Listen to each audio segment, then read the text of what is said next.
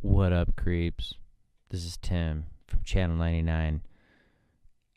Thank you for tuning in. I've got with us today Sorry No Sympathy. These guys were so cool. They came in, gave me a couple hours of their time. They crushed a fifth of some Idaho Silver. We talk about it, that amazing Idaho vodka. And we also talk about some of the challenges on the road. These guys are a super mature band, and it's exciting to see where they're going to go. I showed up to the show that they put on at the Shredder last night, the same night that I recorded this, and they killed it. Their energy on stage is insane, and I got some amazing photos. Go ahead and follow me personally at Jack Vol Tims on Instagram, and follow Channel 99 Studios on Instagram. Also follow Sorry No Sympathy on Instagram and Facebook and anywhere else that you socially media eyes. I don't even know if that's a fucking word, but give us 5 stars. Make sure that you do subscribe, because I come out with some cool shit and people miss out on it, and that's their own fucking fault. Share the episode and have a wonderful rest of your fucking day. Peace out. Shut up and sit down.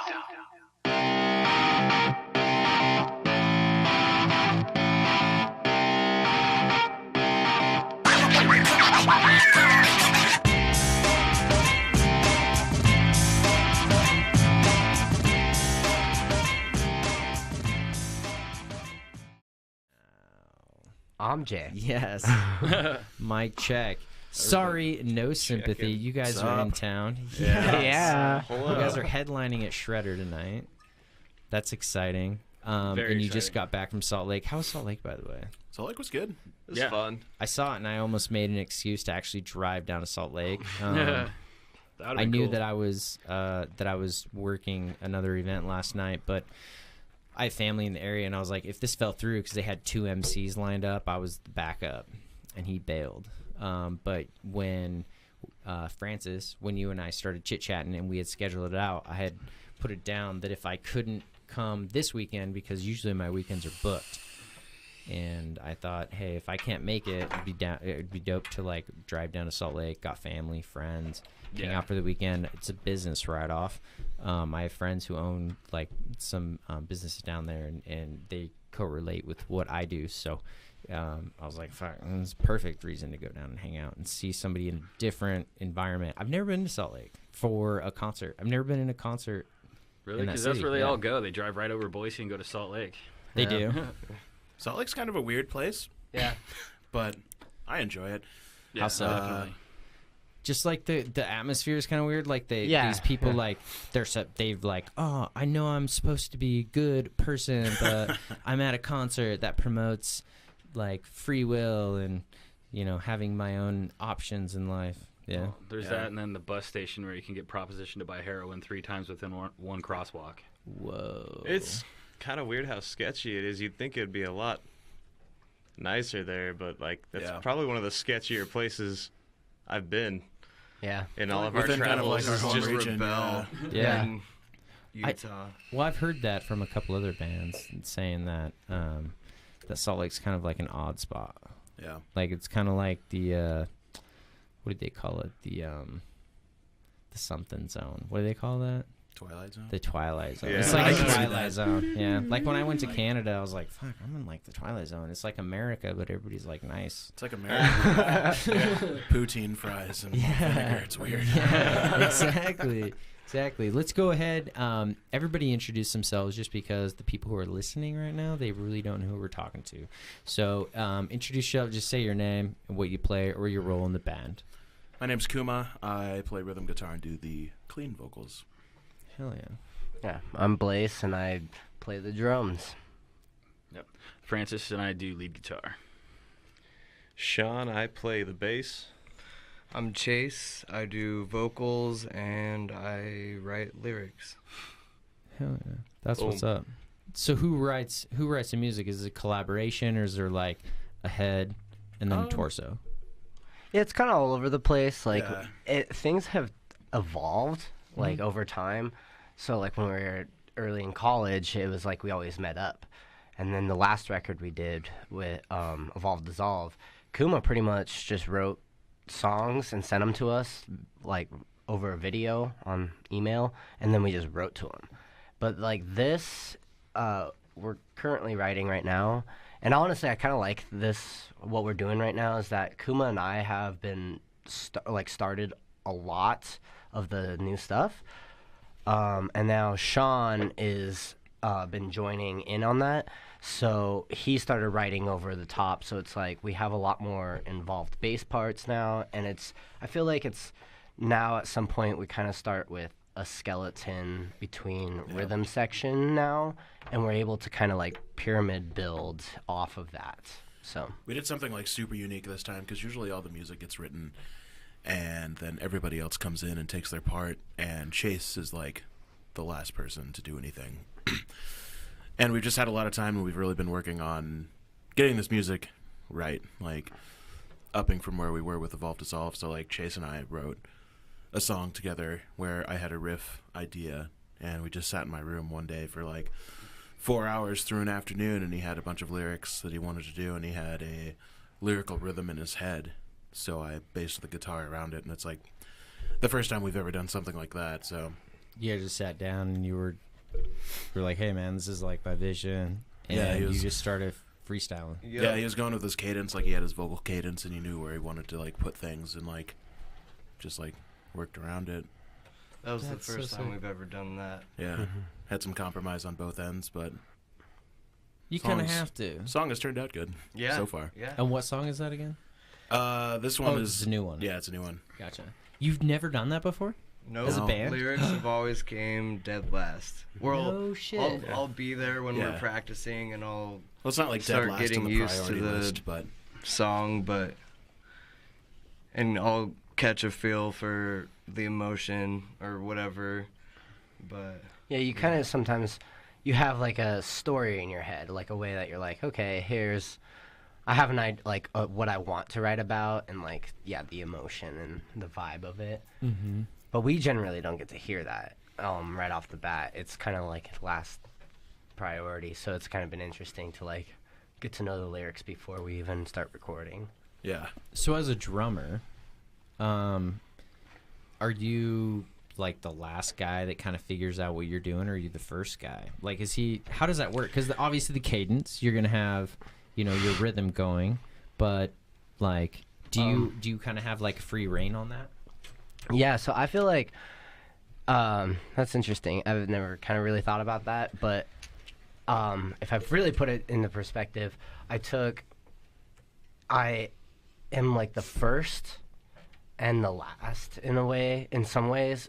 Not the last, because obviously like vocal rhythm and everything are like, they're kind of the last and all those kinds of things. But ultimately, like, I really tried on this record, and it was really hard because I kind of like lost sight of it, but I just went with like the basic movement, like what's the beat, what's the basic beat of it, so what am I following? I'm following Kuma, okay, and Kuma has a riff, and then him and I kind of go back and forth, and I maybe kind of develop some sort of beat over it. It's like some basic beat, maybe I add some flair into that basic beat, and that's it, and then we kind of record it as a demo. But as time goes on and bass is added and lead is added and vocal rhythms are added, I have more of a melodic sense. I'd like to try and think that I'm more melodic in percussion, that I kind of work with those, that we complement each other instead of playing against each other. Mm-hmm. So it's like when all of us are working together and we get all those things, I think I get more ideas going, and that's when I'm able to like put more flavor around it. Mm-hmm. But sometimes when we just have those things, I'm like, I don't know how I feel about this song because it's just a beat. But well, there's like a lot of maturity going on our end as well, because like in some of our earlier writings, everybody wanted to like I was literally going to ask you as that. much as they could. Like everyone wanted to have their part, but they wanted it all to stand out. Yeah. So like, like I don't know if any of our older music like really sounds muddled, but I think it got overcomplicated at times through parts where it really shouldn't have. And, like, we've been doing a really good job, I feel, lately of, like, everyone kind of has, like, their opportunities and chances, and there's, like, ebbs and flows of parts and pieces. I don't know. Yeah, We just kind of work around each other. Yeah, more cohesive. Instead of just trying to show off constantly, it's more like making sure that what you're playing is showing that emotion that, you know, just wanking off on a bunch of leads isn't going to show. Right. That was like something I think has been really awesome is that Kuma and I were more conscious about Sean, and I think having Sean be more vibrant within us five was something that we really wanted, because we hear like bass parts that stand out and they're amazing, but we also know that like Sean's got a lot more like jazz theory and all these like really cool ideas. So like when we're able to like Kuma and I are able to be like, let's just breathe for a second, and that we're not overcomplicating anything, that we like get to step back and play something that's in our head a little more simple to us. That's like honestly really refreshing now that we can be like, no, it's his time to shine, and I get to step back and just be the bones of it and hold it. And he doesn't give himself enough credit. Sean's an amazing bassist. Like, I've never even heard that, by the way. Bones. That's true, though, right? You are the bones of the band, at least in my opinion. That's the way I would break it down. And then, obviously, we've got everything on the outside. And we're talking about bass. Sorry. We brought you up. I interjected, man. That's my bad. No, you're good. Dropping thought here.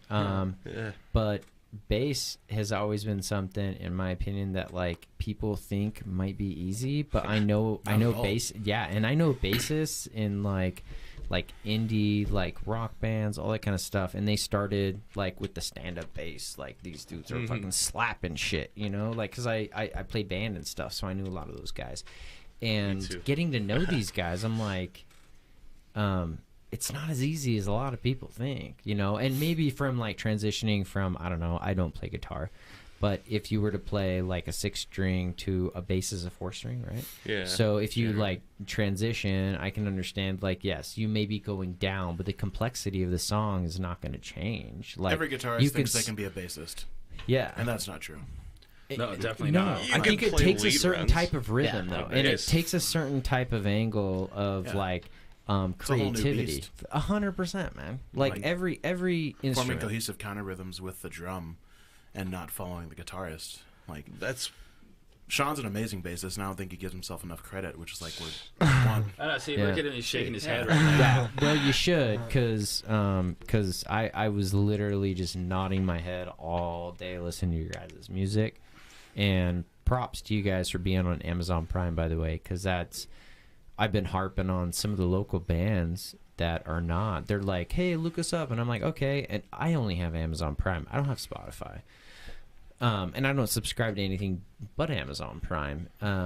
And that's 1/3 plus of the United States of America who has access to that.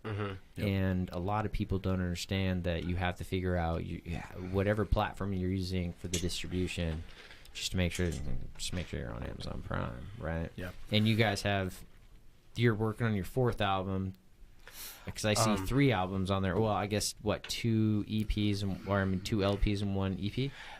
1 LP, 1 EP, and a single. Oh, and a single. Old Okay. ass EP that doesn't exist anywhere except for a few of our hard drives. Okay. And Amazon Prime, maybe. No, that one won't see the light of day. You got rid of it. We had like I think burned copy CDs of it, and that's like the most we ever did. Is that we just burned self-distro. Yeah, we just hundreds. Like we sat at the merch table and just burned copies of the CD and just gave them out for free. Yeah. And that was when we were right out of high school. Chase was still in high school, and so like our old music is very immature. It's fun to listen to, but it is like, you know, we don't. I still haven't heard it. Is it like cringe or? No, we'll show you. I have it hidden somewhere. Insanely heavy compared to what we do now. Highs and lows, like an old metalcore. Song titles like "Nobody's Gonna Miss a Hitchhiker," like keep darkest. Keep trucking from Wales. Oh yeah. different. And that was time. the type of stuff, when like you're going to Warped as a kid, and you're like, this is what we want to do, and obviously like, R.I.P. Warped Tour, it's still what we want to do if there's things that come around like that, but like, every kid with a band goes to Warped Tour and they have their CDs, so they like pedal them, and like, I remember we saw one of the guitarists from Memphis Mayfire, Blaze and I were there, and like, I love those guys. Blaze grabbed a CD from my backpack and just like chased him down, and like, here, take a listen, and he probably just went side stage and just threw it in the trash. You're the 16th guy to do that to him in an hour. Yeah, seriously. It's funny. Are you guys? Is this the Francis? You're pretty new to the band. Yeah, I'm still new. Are you an addition or are you a replacement? Replacement. You're a replacement. Yeah, like Keanu Reeves in that movie. How long have you guys been a band? I mean, you have a lot of music together. You have a lot of experience. You've matured a little bit. At least 3 years, because the most the earliest thing I could find on you guys was 2015. Well, we'll let Chase kind of take that ring, because Chase and I kind of started back in high school. Okay. Yeah, there's a lot of weird time periods with this band. It's been a band. So Blaze and I started it when we were in high school, not knowing what the hell we were doing. I just knew Blaze knew how to play drums, and we'd been friends, and we both liked heavy music, so we got together and started trying to make music, trying to find people to be in a band. Yep. That was 09. It was 09. That was 2010, I think. Well, 2010. Oh wait, no, you're right. Yeah, because I graduated in 11. So yeah, 2010. Chase, we were both in high school, so I was a junior and you were a sophomore, correct? Mm-hmm. And then Chase and I would hang out, and he'd come over after school, and he'd just scream nonsense over the top of loud drums. And like that's all. Without a mic. Without a mic. But the thing is like, Chase was like, we're gonna start a band, and we're gonna call it Sorry No Sympathy. And I was like, okay. and then we got like Do you want to take a hit off this? Yeah. So we were like, that was high school. We were like, we wrote some music. We got some high school friends. That's when before, like right around the time we graduated is when we met Kuma. So once I got out of school, no, we were still in school, weren't we?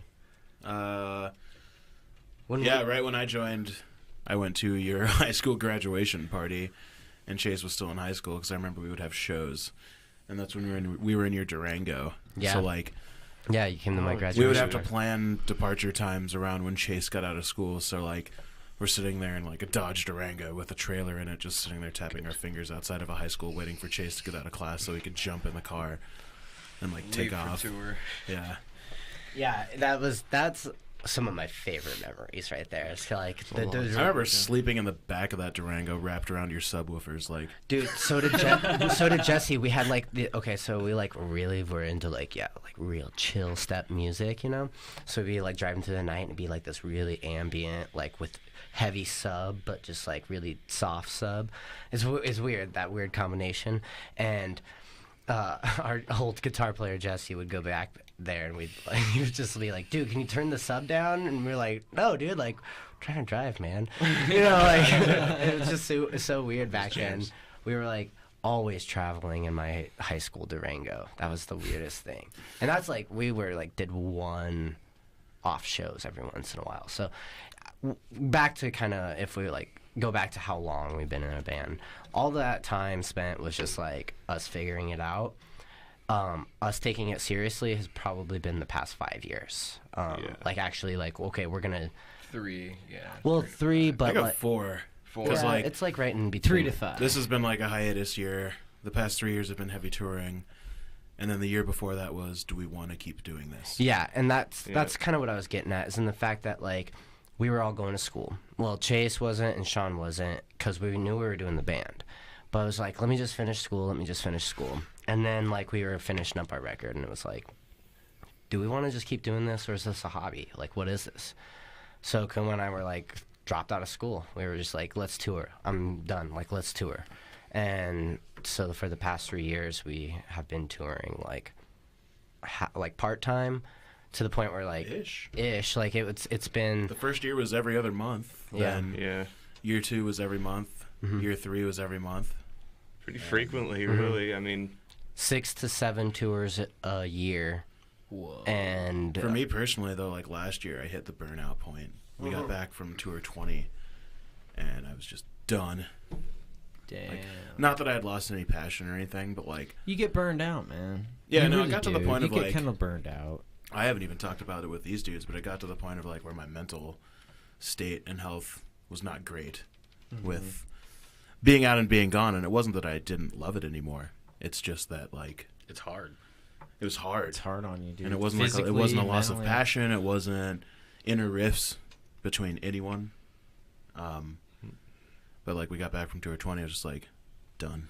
Like I need to sit for a minute because like for a while it's super great, and then running like 28-day runs, you get to the point where you get back and you have like maybe 20 days off, and then you're going back. I think that's the biggest thing is we just like we knew we had to make sacrifices and stuff like that, and I wouldn't take any of it back. No, but we definitely did, and we were broke and we had lots of debt, and we were just not thriving at that point, and we weren't getting along. Our mental health wasn't that great, so we were like, let's take a year off, let's write another record.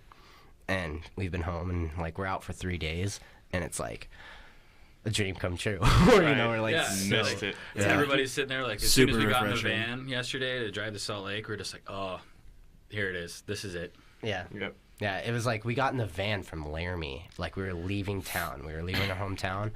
And it was just like, you know, normal morning. And then we got in the van. And as soon as like we hit the interstate, it was just like, oh my God, where am I? This is great. Breath of fresh air. I love this. This is It's fucking freedom. awesome, man. As soon as I started playing The City, we have this weird old tradition where it's superstition at this point. Like, either I or Blaze have to be driving when we leave our hometown. And the first song when we jump on the interstate always has to be The City by The Chariot. Because there's one line that we always hitched onto, is just onto the next town.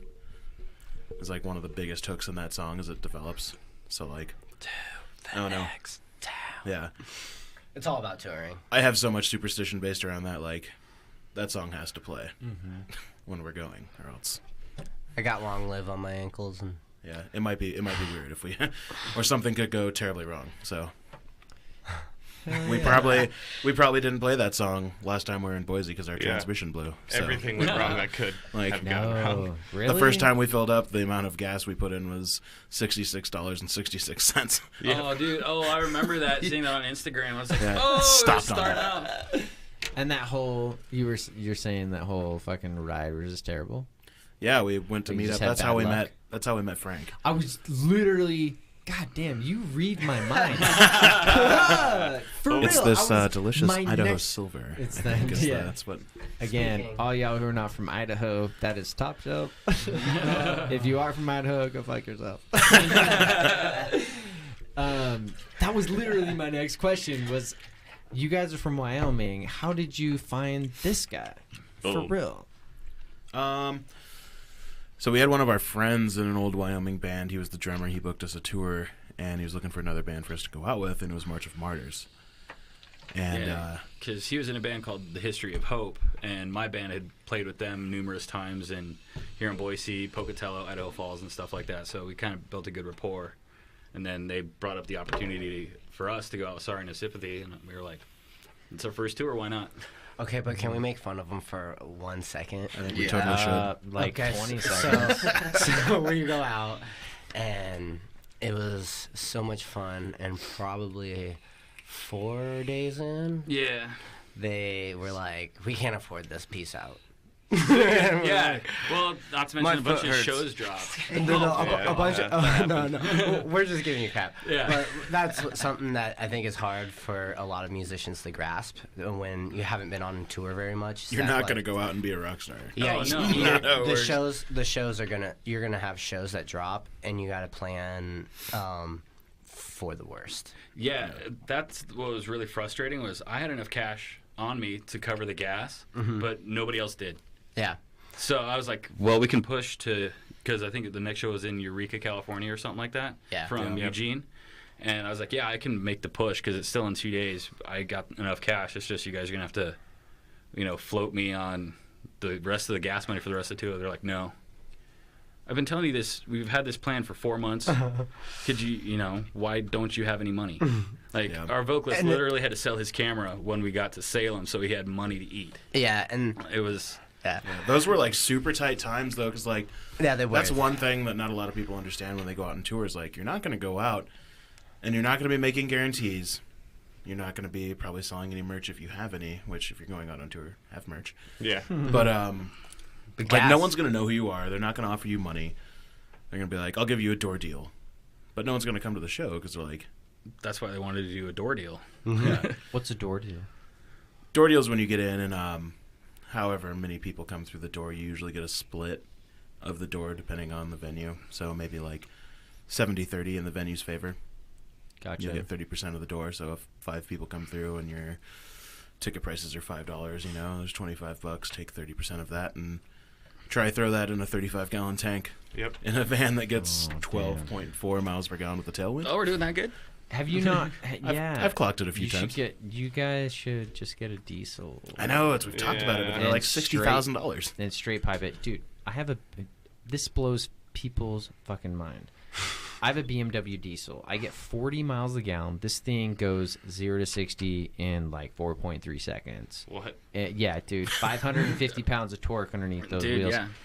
I only paid $13,000 for this car, and I could pull a fucking fifth wheel. It's a little 335D. It's sick. But some people, it's balling on a budget, Like, I understand, like, you guys, I don't know anything about vans, and I don't tour, I don't do any of that kind of shit. So I don't know if I can really give you any kind of counsel when it comes to that, but I would highly recommend a diesel. Straight pipe the shit out of that because you're on the road. Well, they're in Wyoming too, so there's like no emissions. That's what I was gonna say. That's exactly why. Is you should straight punch pipe the cat out and chip it. You're gonna get, dude. My buddy had a Cummins with the straight pipe chipped, a V8. He was getting like 42 miles the gallon. And it was a huge fucking diesel, and that guy was pulling like two Razor scooter, the Razor 1000s. He had 2 Razor 1000s on a fucking flatbed, and we would pull it, and he was getting like 37 miles a gallon, like 5 hours out, like when we hit the mountains to go do hit trails. Diesel, dude. Diesel. I mean, Blaze and I have talked about it. We've always wanted the Blue Tech where it recycles your exhaust, so there's no wasted gas, but like. On the budget that most touring bands within our scene are on, and diesels last forever. Yeah, but someday it's hard. It's hard.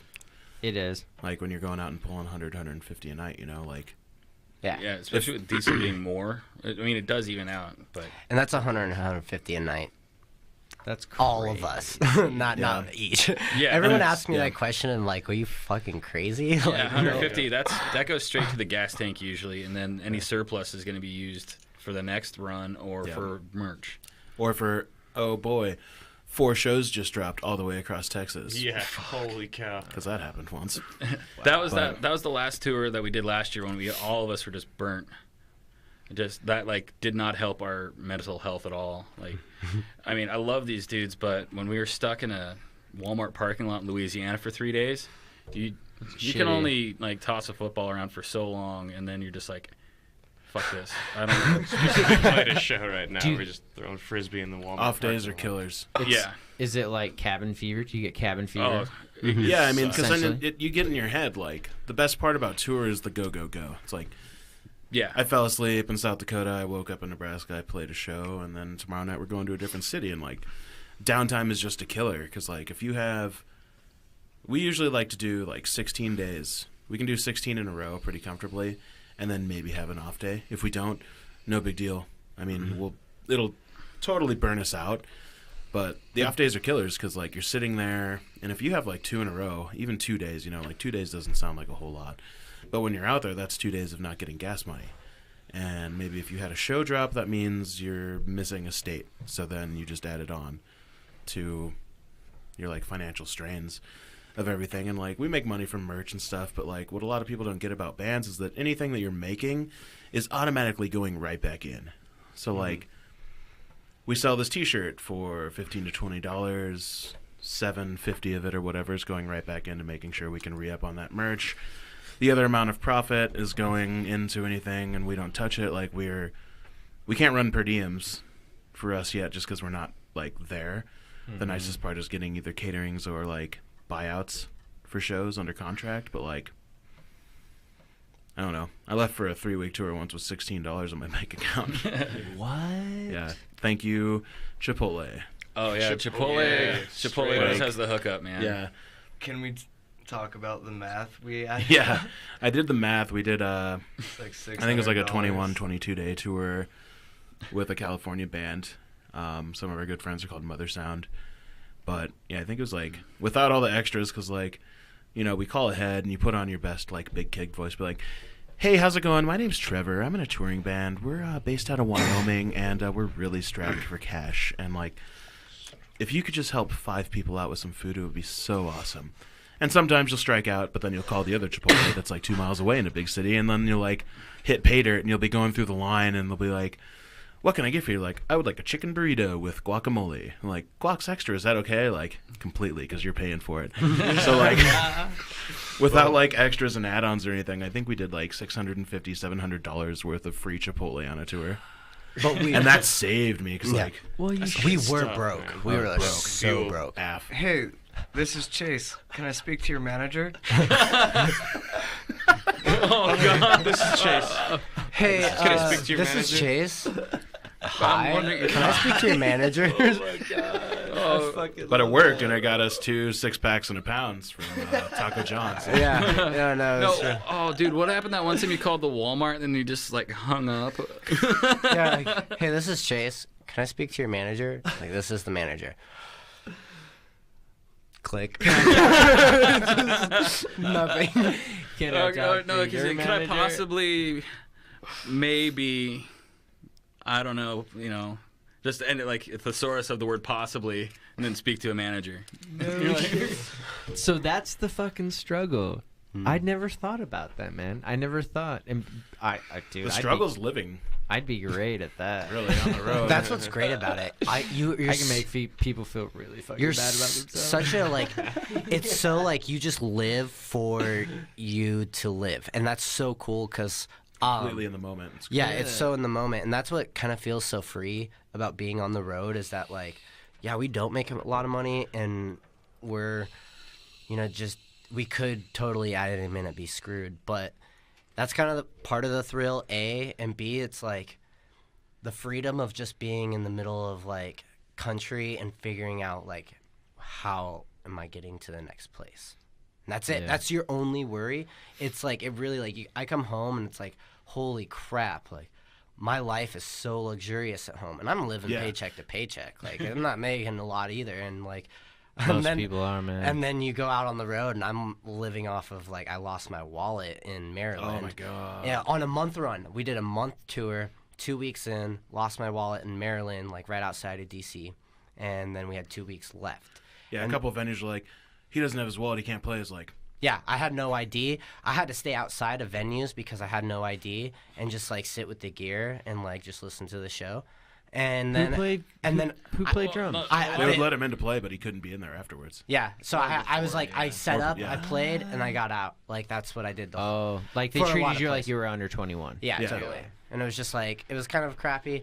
It was kind of nice that when we got to Atlanta, they like I was just like I'm 21 and we had like a full bar and stuff, and I was like so I got to drink in Atlanta, but I 25 years old, so I was like that's not illegal. I'm just like I just don't have my ID. I'm sorry. And they were like, no, you're fine. I trust you. And I was like, thank you.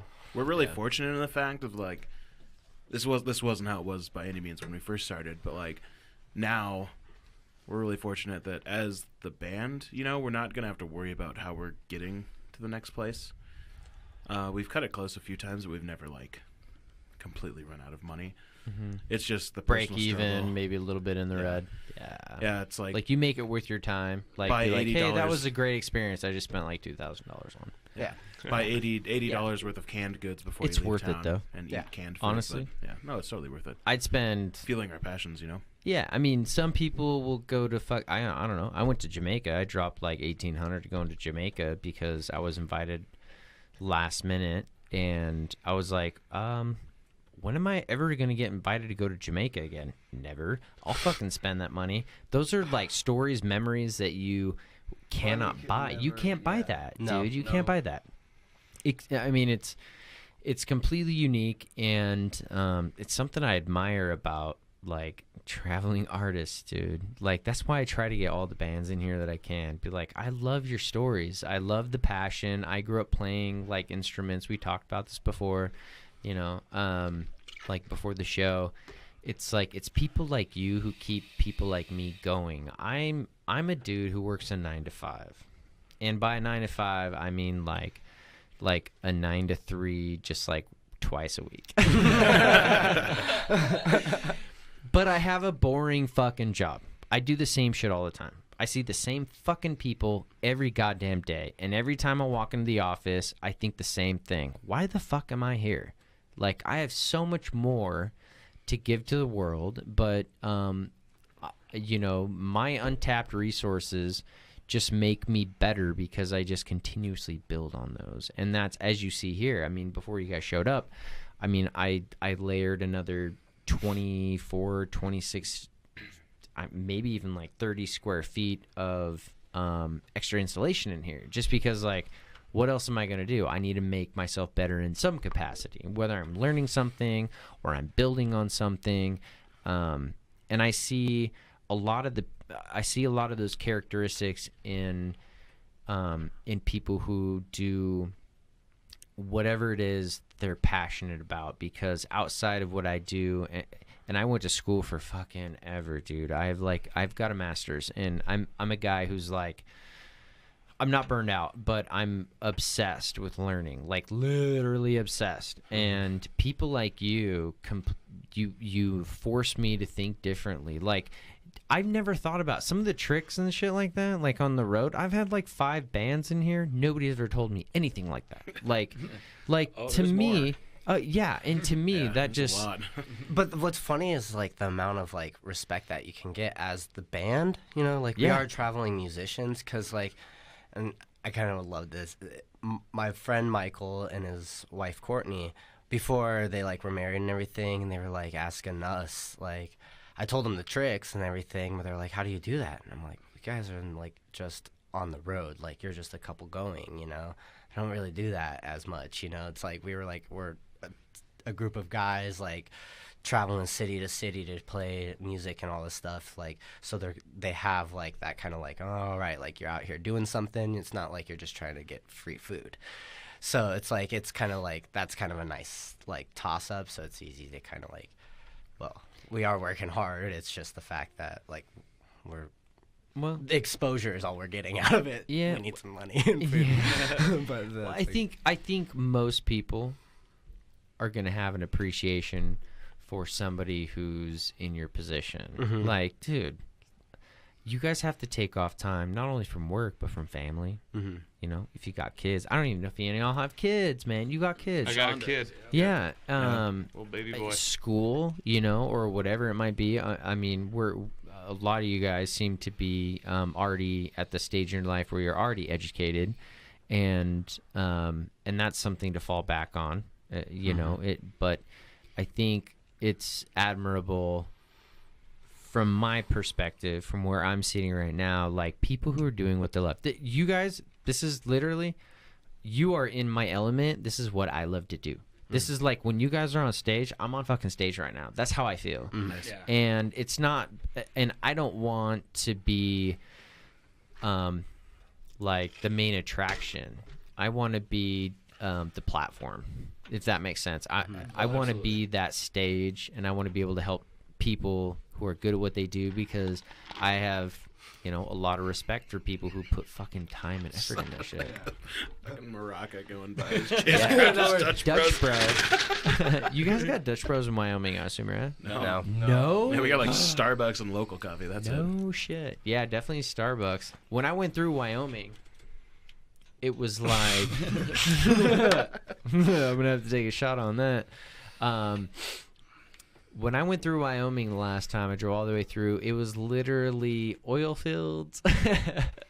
Yeah. And I think it was just oil fields. That's literally the only thing. Yeah. Like us and one other part of the state. A lot state. of dry farming and oil fields. Yeah, let's be honest for a second and say that Kanye West selling a bunch of Wyoming merch is crap. Stupid. He didn't even go to Wyoming. He was in Wyoming. He was in Jackson. He sells Jackson stuff. Not and Wyoming. he's like, what? But like all of his merch Wyoming, has like Brian. Teton like drawings and stuff on them, and it's like, dude, you don't even know Wyoming. You think you're the greatest. Dude, I'm more Wyoming than Kanye. Yeah, dude, Yeah, seriously. So- Real Wyoming, no one like will ever like experience that. No one. No one ever. This is a question I have. Is Wyoming considered the Midwest or the PAC, like Pacific Northwest, the PAC? I don't think it's Pacific. PNW. Yeah. What is it? I don't know if it's like Yeah. Pacific Northwest. I think we're kind of just Forgotten. west there. to Midwest. Yeah. Y'all I'd got- say we're on the more cusp. west. Y'all got Siri or Google? Because I'll fucking ask Google Let's real do quick. it, actually. Yeah. I Let's see. could search it. Somebody search that real quick. Here, I got you. I would feel we're more west in Laramie than we are Midwest. I've never thought gonna about say, It's like that. I'm from Still South mountain. Dakota. Yeah, how would you? Yeah, Hey, the shut the breakdown fuck is, I'm from South Dakota, and I would consider South PNW, Dakota and to be more then the Midwest. SNW. So we've got like the Northwest, Pacific Northwest, We're also we've got kind of the tied into like the Southwest. Front Range of Colorado too, West. Yeah, because we are like the fingers of the Rockies. you guys might actually be. I don't know. You might be PAC. Is Wyoming west or Midwest? I bet Google. Jesus Christ. Yeah, that's why you ask Google. That's why you got Android over here. I used to be an Android boy, never going back. Never going back. We're going to Quora.com. Okay, Google. Um, Is Wyoming considered the Pacific Northwest or the Midwest? Can't reach Google at the moment. Get the fuck out of here, Google. Serious? this is Serious. Oh, you talk all that shit on an iPhone, and you can't even reach your service right now. Okay, so the west technically ends just slightly west of the Great Lakes. So that's kind of considered Midwest in general, like that area. So you're like So- the West. We're kind of just like West Midwest. yeah, Midwest. West. And I'd say that's like pretty accurate. Yeah. Because I'm from South Dakota, so like I would would- consider that more Midwest than Wyoming, but West Midwest makes sense. Yeah, and in my point of view, like when I think of like the PNW, like the Northwest here, it's like I think we like in Idaho literally draw that line because we. If you look at I don't know the culture, I guess within like Washington and Colorado, Washington and Oregon, it definitely fades once you hit Boise. And if you're going eastward, if you're looking at a map, it definitely would fade out. If it were black, it would definitely fade to just fucking. It would just fade out, you know, because the style, the lifestyle, the culture. Which there's, I mean, it's just that's just how it is, man. Like. Idaho doesn't have a lot of people here, and we are definitely country. But Boise is a Democratic city. We Same have a with Laramie. Democratic, like mayor. You guys do too. Yeah, like Pretty going democratic. back on what you touched on was like where you didn't see anything in Wyoming. I think we're like one of the 3 places in Wyoming that has anything really. Well- So like Sheridan, Jackson, not really Wyoming. Yeah. Jackson is rich, Yeah. super, super, super rich. It's like California. It's the richest county in America. Smallest big city in the world. I was Median I was just income, gonna- or yeah. medium housing price in Jackson is $800,000. So Jackson is not Wyoming. What? It's Wyoming, but it's not. But like, Sheridan from and there, fuck Laramie. you. It's like a Park City or Yeah. okay. Question. Sheridan and Wyoming are like probably 2 of the most beautiful places in Wyoming. Outside of Jackson. Jackson's gorgeous, but Fuck Jackson. That's what we have is the mountains. And yeah, we're not from like the flat part. Yeah, where Laramie is, I really do love Laramie. I think Laramie's Nestled in between 3 mountain ranges. Yeah, it's really beautiful, and the fact that we're only like 2 hours away from the Rockies, just like, you know, we can go to like Steamboat and Winter Park and all that, and it's just a few hours. Everyone thinks we're so far removed, but we're like 160 miles from Denver. Yeah, we're just up in the hills. We're there. Yeah. Dude, you're right down the road. That's like us in Twin Falls. Mm-hmm. Yeah. What? I see, and I wouldn't even think about that. Everybody thinks we're country bumpkins. When I think Wyoming, I we're not. literally think, and I'm from fucking Idaho.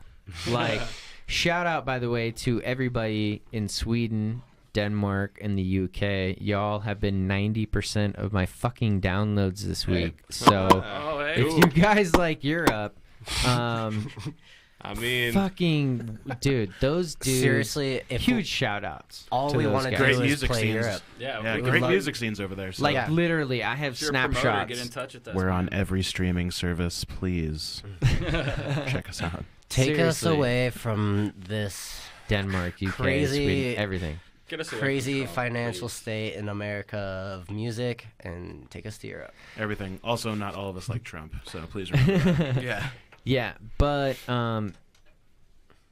if you guys after the show, we need to talk because I can consult you in certain like areas that might be very beneficial on like a business level. Cool. So Absolutely. I was talking with That's We what Were we're Giants the other night, just making sure like, hey, like if I see talent, potential, you guys are so good, man. you guys really are. And I'm kind of bummed that you're at the Shredder.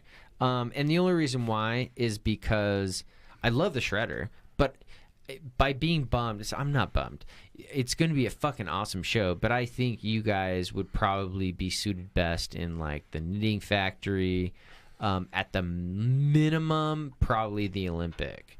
And I'm not a fan of the Olympic. Like, I've played there a couple times. I like the Olympic. Yeah. I like the It's Olympic. just 21 and up. That was the only drawback to that. The only thing with the Olympic is if I'm going to go to a show, I feel like I'm more in a date scene because they have a bunch of bar tables lined up and it's a very limited floor space. So it's like a cabaret. Mm-hmm.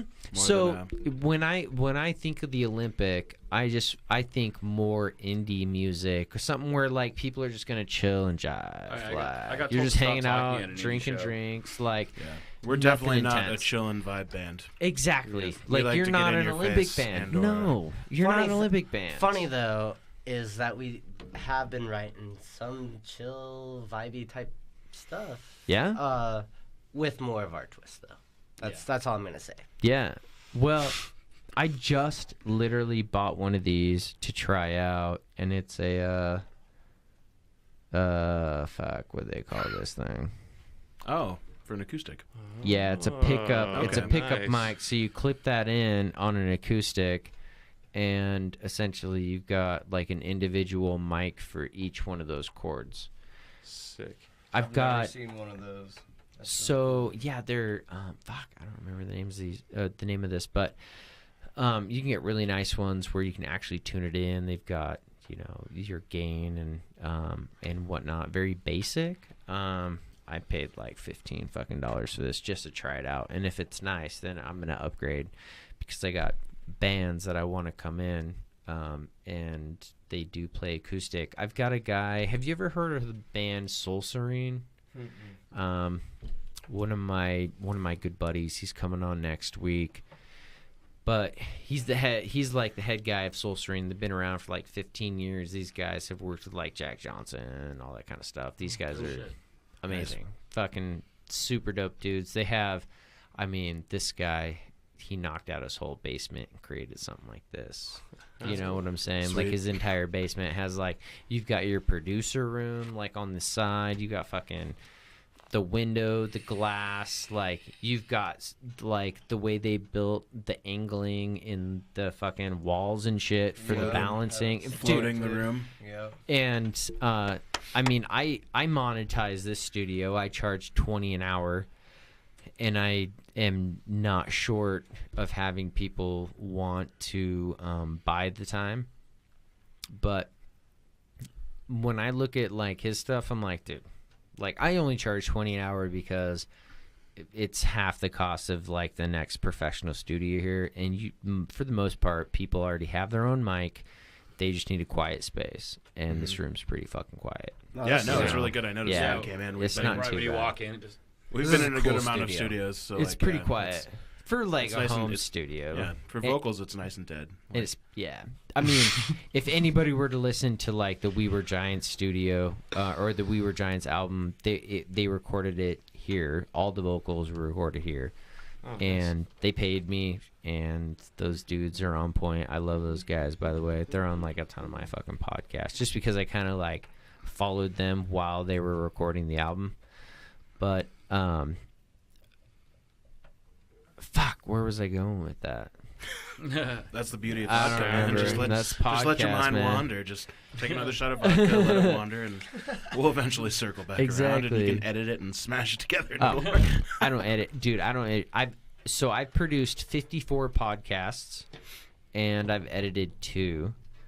And the 2 I edited, I was like, get the fuck out of here. Like, that's stupid that you want to edit it. Fair. So, and I've only pulled 1 podcast.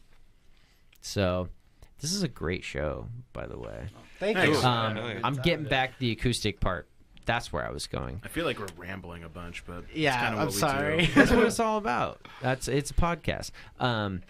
But with the acoustic stuff, I hit up Francis and was like, We'll be okay. What time we got? It's 4:15, just about. It's 4:15 right now. What time you guys get out of We here? have to load in at 5. We should be good for a little We're We have to go to Guitar Center. We're I 50. can also pass on that. Okay. Well, Yeah, it's whatever. It's your guys' call. We're enjoying 50 this, minutes in, but I guarantee everybody listening to this right now, they're fucking stoked and they're enjoying this not fucking trying to be a podcast. killjoy, 'cause No, I am you're having a come good on, time. Francis. No, you're good, man. We're You're headlining. We'll be fine. you got yeah. You're being responsible. It's totally cool, man. I get it. He's the dad. It's cool. Yeah, no, He's the it's grandpa. It's yeah, way the cool. band grandpa. Like I let Kuma be the band dad, so that way he's like more, telling everybody what to do. The grandpa just sits back and goes, "Yeah, Yeah. Tell them about that that, they though? need to do this stuff. yeah." How about this? We just show up late. Or what we can do. It's like, hey, we have a good excuse. It's like we're on a podcast or whatever. I mean, if we need to, if the night ends up not being fun, you guys are more than welcome to crash at my house and we can like finish up the podcast here. Maybe bring some we're people down for back whatever. and hang out. I got like guest Rage. spots and shit. Yeah. Cool. I'm Go to Walmart and buy like 2 more sets of headphones for like $20. Cheap headphones, and let them sit in squatting spot over there.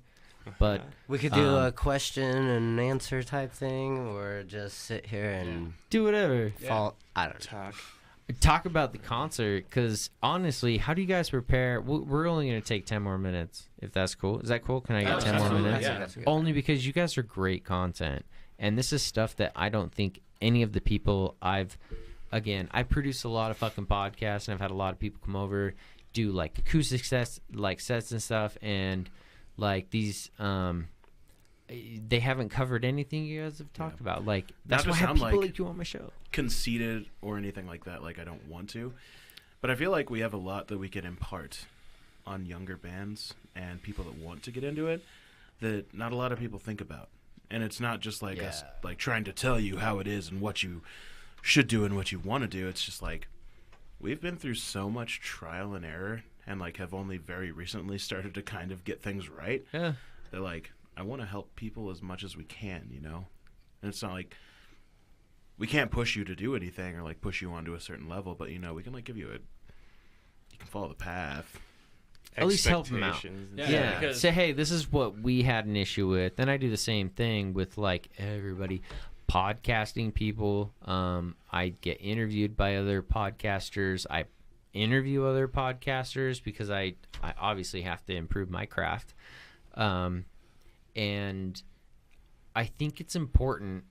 One thing that I see here, and I'm not going to talk shit on the Boise community for like the metalcore scene, but I'm gonna kind of talk shit because let's be real, the metalcore scene in Boise, it's so fucking drama. Like, and I'm around it, and the only reason why I'm around it is because I've had a lot of the bands on my show, and like off mic, they'll just tell me certain things, and it's not drama on their end.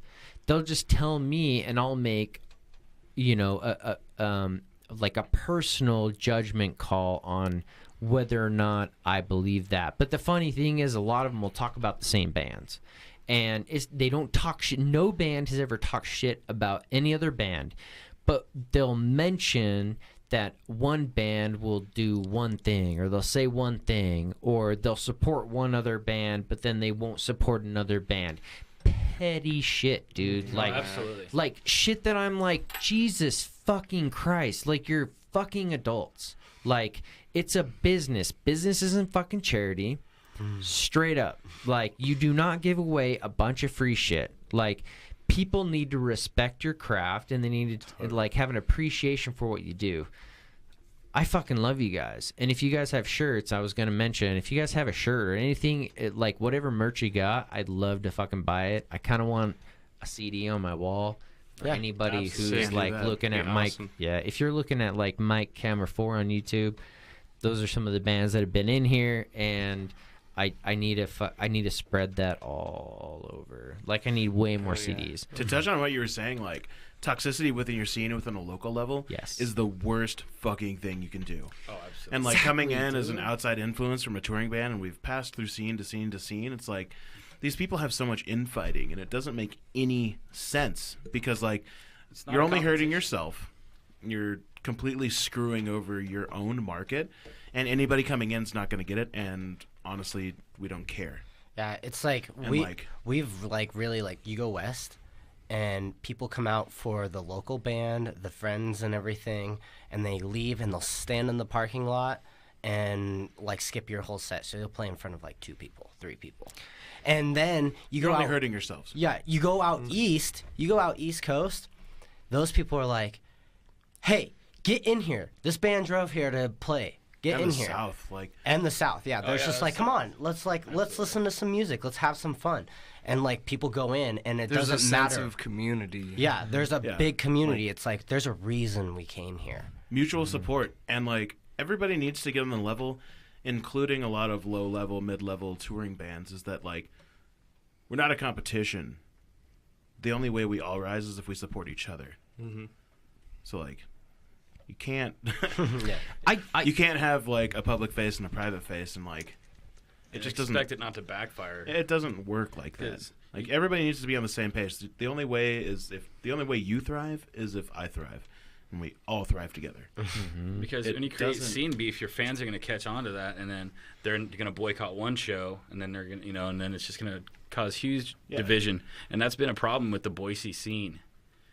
I felt like huge division in Boise scene, and I'm so on the outside. But it's been getting better because years ago when I first started, the scene was doing okay. Then it died out because, like, I'm not sure exactly who had scene beef, but for some reason it was there, and then it died out, and now it's starting to make a comeback finally, and it's doing really well. Like with all the bands that I've been hanging out with, Roses Are Dead, Life Upon Liars. They're starting to emerge, dude. Everything's getting really good, and Giants has been doing stuff. They just had their headliner at the Knit. They've been doing, the album's good. So, well, I feel like my purpose right now, because there's not a lot of podcasts in Boise, surprisingly, that I know of. And if you're out there and you're listening, you better fucking message me so we can work together and make sure that we make shit better. That's capitalism, right? So I view things in a business perspective. Capitalism, competition, healthy competition. And if you are not contributing to your local scene and making it better with not only the quality of the content that you're producing, but also the offering and the counsel you have, because there's so much potential. When I talk to somebody who's not in my position and I see the potential, I'm like, dude, this pays off in the long run. Maybe not monetarily and financially. I may not get fucking dollars out of this person. They may, 5 years down the road, if they were to adhere to my counsel and they succeeded and they, for some reason or another did not include me, it doesn't fucking matter because I had the opportunity to make that person better. and they improved on the scene. If there's a business partner, I talk to a lot of like nutrition companies locally because I do own a nutrition company, and I talked to like one of the local guys, and he's big. He's like all over the U.S.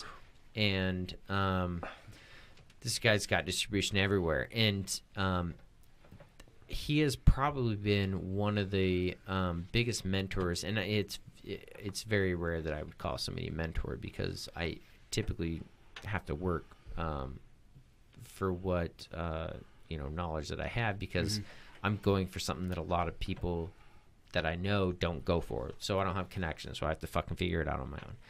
And he improves my brand more than anybody that I know. And I think it's important for bands to say, hey, like in general, like you may not have the same service or product that I offer, product in my in my capacity, and a service for you guys as far as your music goes. Product is like a CD, but like, I mean, everybody, yeah, it's CD, whatever. But like, but I think it's important for that competition and the healthy competition, because it makes your whole community better. It makes the entire scene better. And when that happens, it makes everybody move up another level and another level and another level. Yep. And you force yourselves to improve on everything that you do, whether it's playing guitar, whether it's playing fucking guitar, fucking guitar, drums, bass, vocals, guitar. guitar. I'm glad you touched on that, because that's like the biggest thing. It's like obviously there's going to be competition, but as long as it's healthy, like if you can't be tearing down someone else, like within your scene, or like even with what you do within your craft. And like you're mentioning products and stuff and people supporting other people's products, like for within the music scene, that's genre wise. Like, like we play heavy music, so we're not going to support anyone that's playing like bubblegum pop bullshit, because fuck them, they're not doing what we want to do. Dude, it's like you have to support wide spectrum. We have our best shows are when we're like mixed genre and we're like the only metal band. And it's like we love the pop. We love pop music. We were like country dancing in where was it, North Dakota at one time, and it was just, then before that there was like singer songwriter, and everyone watched everyone, and everyone danced and had a great time, and everyone was like, man, it was just so different every single. It was just like when we came around, we're like, well, we're the metal band, like we were really anxious, and then we played. And everyone watched. We had a great reaction. People had fun. People jumped, and like they didn't really mosh. They got down. They jumped and had fun, and like we hung out with them, and it was just like the most fun night we've ever had. Like, which is amazing to see, because one thing that I do notice is that people are constantly wearing a mask. Everyone always wants to look tougher than they are. Everyone wants to seem cool, so they'll just sit there during your set and not move or bob their head. But when you have mixed genre shows, people are open-minded, and you're bringing in a new crowd, and people are just there to have fun. They're not there to look tough or anything like that. Totally. And Chase is the toughest of them all. He has tattoos on his face. Yeah, that's like SoundCloud famous, right? I'm a SoundCloud rapper. Follow me. My name's Dad Boy Sig. But then he's right up at front at the pop show going like, Again, though, that's mutual like totally unique, right? Mutual support. It's totally different. That's what your scene needs to be based on, is mutual support. Because like I said earlier, like if we come in from an outsider perspective and you have scene beef, like overall, we don't care. Yeah. But what you're doing is you're hurting yourself.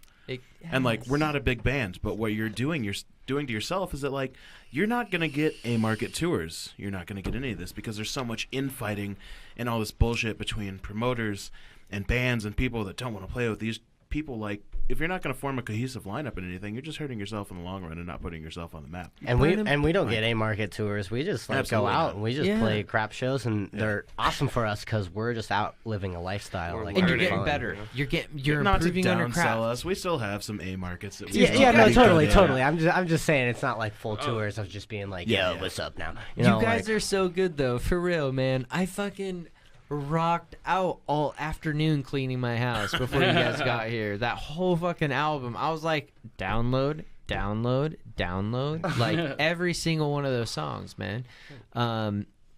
Your humility, above all, I think, is the most important thing, because you guys realize that you can improve on your craft. And all the time. I play guitar can't better judge now that. than I did a year ago. And if I ever stop, then tomorrow you'll be better than you were today, man. Yeah, like, as long as you guys continue to work, which I have no doubt you guys can be way more successful.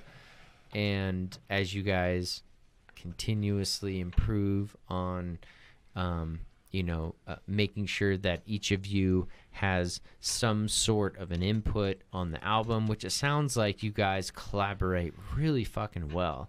I mean, you've got a guy in a completely different state, Francis. Thank you for bringing this together, by the way. Oh, of course, Yeah. Thank you for putting up with 10 hours in between us. Yeah. And if there's literally anything that I can do, if you have a contract that like you need to have reviewed, if you guys have anything with any type of like doubt when it comes to business or a question, please like reach out to me before you hit anybody up, because my services are free. Anywhere else you're gonna go is they're probably gonna bullshit you. And I'm not saying this like just because I'm fucking egotistical. I just know what I can provide.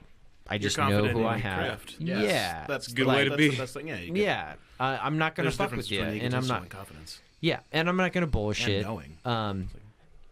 And like we talked about before, if there's something that I don't know or can't help you out, I'll find somebody, because I know somebody. And if I don't know that person directly, I'll find somebody who knows that person directly. Yeah. And we'll make sure that we make that connection to see you guys continuously evolve, make sure that you mature. You've been around long enough to where I think anybody who's listening to this, anybody who's interested in your music, will have some type of appreciation for your guys' continuity, and that's important. And I think give it like 2, 3, 4 years. Where I see it right now, give it like 2 or 3, 4 years, and you guys are gonna be like the dudes everybody's like, oh, dude, you haven't been to like Laramie, right? Where you guys? I'm making sure I say it right. Laramie, and be like, oh, dude, I'm from Laramie. Have you guys heard of like Sorry No Sympathy? And be like, oh shit, yeah, I know who the fuck those dudes are. And they'll be like, dude, they're from Laramie, Wyoming. Oh my god, let's go get a fucking burger. Oh my god. Seriously, oh my god. I had some drag queens on here, by the way. Listen to that fucking episode. That was so funny. Dude, I'm down. That's so sick. We have a long drive tomorrow, so fuck yeah. Dude, you guys should just every year in Laramie. It's you should listen to my last like 5 episodes. They're all fucking amazing. Cool. Not just putting myself out there, but like I really think I push great content, and you guys are fucking awesome content. We're gonna cut it right now because I gave you guys 10 minutes, and we've taken 15. So we're gonna get you guys out of here, but there has to be a follow-up. Yeah, you guys have to let's come back. Yeah, we can do a part 1 pre-show and a part 2 post-show. We can do a post-show, by the way. So we'll talk. Sweet. I'm going to the show, and I'm hanging out with all the dudes from We Were Giants. I'm meeting up with all those guys tonight. So we'll be there. Cool. Roses Are Dead, Cody Leal, all the guys that are opening up for you. So Roses Are Dead. Those guys have been on the show. Life Pond Liars, I just partied with Cody the other day and barbecued with that guy. He's the lead singer for Life Pond Liars.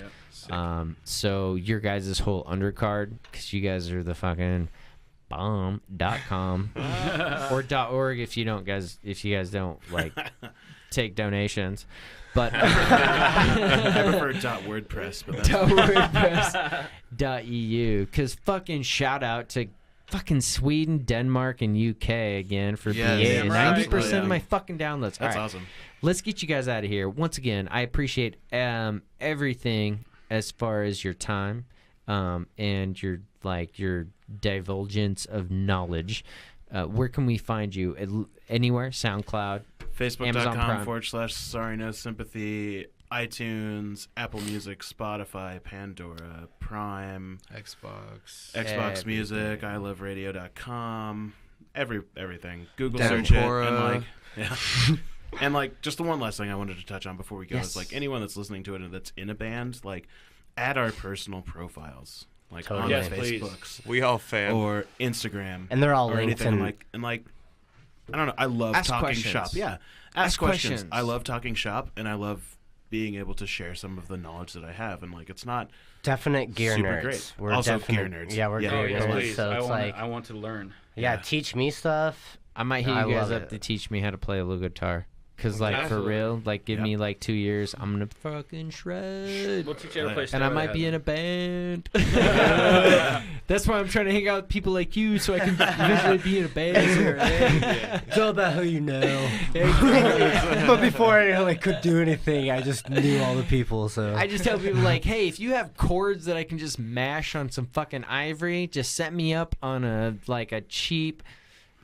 grab me a fucking spin-it piano and put me on a fucking stage. I can pick that shit up. That's what we need to succeed. And throw a mic on there, make it sound dope, and I'll just mash some fucking chords. We're doing it.